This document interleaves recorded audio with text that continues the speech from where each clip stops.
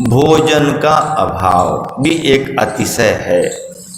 भोजन का अभाव भी एक अतिशय है। अतिशय है कि नहीं है?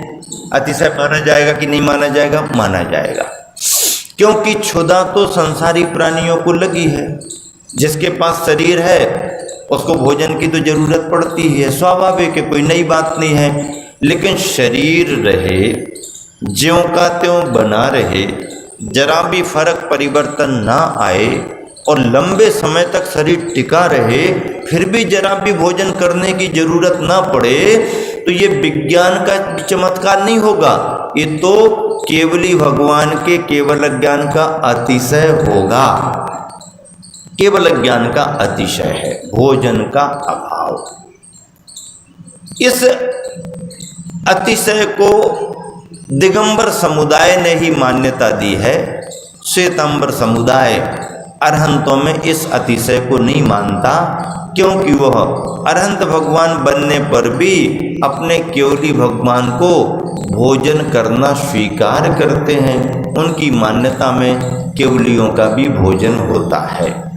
लेकिन दिगंबर परंपरा में इस सिद्धांत की मान्यता नहीं, बल्कि मान्यता ये है कि अरहंत बनने के बाद शरीर होते हुए भी उनको भोजन की जरूरत नहीं पड़ती। पूर्ति कैसे होती होगी? तो पुद्गल की वर्गनाएं अरहंत अवस्था में योग, चूंकि मन वचन काय योग है, तो योग के माध्यम से पुद्गल की इतनी पुष्ट, पौष्टिक और श्रेष्ठतम वर्गनाएं आती रहती हैं शरीर में कि शरीर में जरा भी फर्क नहीं आता। श्वेतांबर समुदाय तर्क देता है कि अभी वेदनी कर्म मौजूद है और वेदनी कर्म शरीर के साथ लगा हुआ है, तो शाता साता वेदनी में क्षुधा भी तो वेदनी है। जब वेदनी कर्म घातिया के रूप में मौजूद है तो अरहंत अवस्था में वेदनी की वजह से भूख लगेगी, क्षुधा वेदनी होगी। दिगंबर आचार्यों ने तर्क दिया भगवान की वाणी का आधार बना करके कि ध्यान रखना, अघातिया कर्मों में वेदनी कर्म तो मौजूद है, लेकिन वेदनी कर्म तब तक फलदायी नहीं होता जब तक कि सत्ता में मोहिनी कर्म मौजूद ना हो।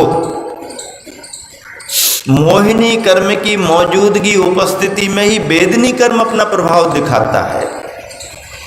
अभी भी आपको निद्रा कर्म का उदय है, अभी भी आपको क्षुधा वेदनी का उदय है। अब जब उदय है निद्रा का तो सो जाना चाहिए। वेदनी कर्म में क्षुधा वेदनी का उदय है तो भूख लग जाना चाहिए, लेकिन नहीं। क्यों नहीं? क्योंकि अभी आपके मोहिनी कर्म का अभाव, यानी दबा हुआ है मोहिनी कर्म। अभी आपके इस धार्मिक पुरुषार्थ से सत्ता में रहने वाला मोहिनी कर्म दबा हुआ है, वो असरकारी नहीं। और मोहिनी कर्म असरकारी नहीं है तो वेदनी कर्म अपना कुछ भी कार्य नहीं करेगा। इसलिए अरहंत परमात्मा को अघातिया कर्म के रूप में भले ही वेदनी कर्म विद्यमान है, पर मोहिनी कर्म का अभाव हो जाने के कारण उनको संसारी प्राणियों की तरह भूख प्यास आदि की बाधा नहीं होती। इसलिए केवल ज्ञान के 10 अतिशयों में भोजन का अभाव स्वीकार किया गया है।